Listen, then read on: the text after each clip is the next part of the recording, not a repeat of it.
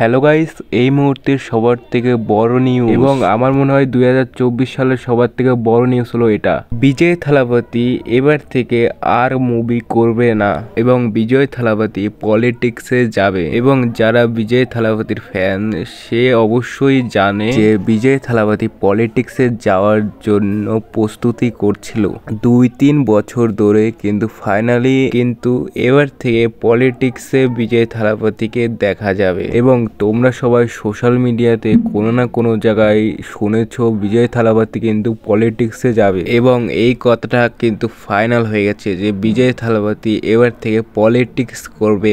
এবং কিন্তু সিনেমাতে আর কিন্তু দেখা যাবে না বিজয় থালাপতিকে। এই যে নিউজটা যে বিজয় থালাপতি পলিটিক্সে যাবে, এটা কিন্তু বিজয় থালাপতি নিজে এসে সোশ্যাল মিডিয়াতে কিন্তু বলেছে। এবং তাছাড়া কিন্তু বিজয় থালাপতি দুইটা মুভি আসবে। হ্যাঁ গাইস, দুইটা মুভি আসবে।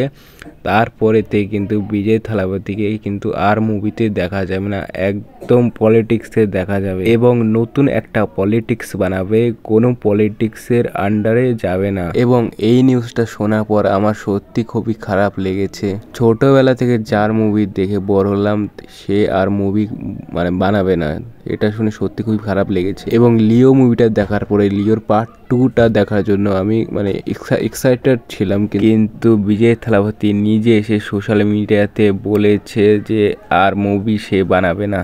এবং এই মুহূর্তে সবার থেকে বড় খবর হচ্ছে এটা।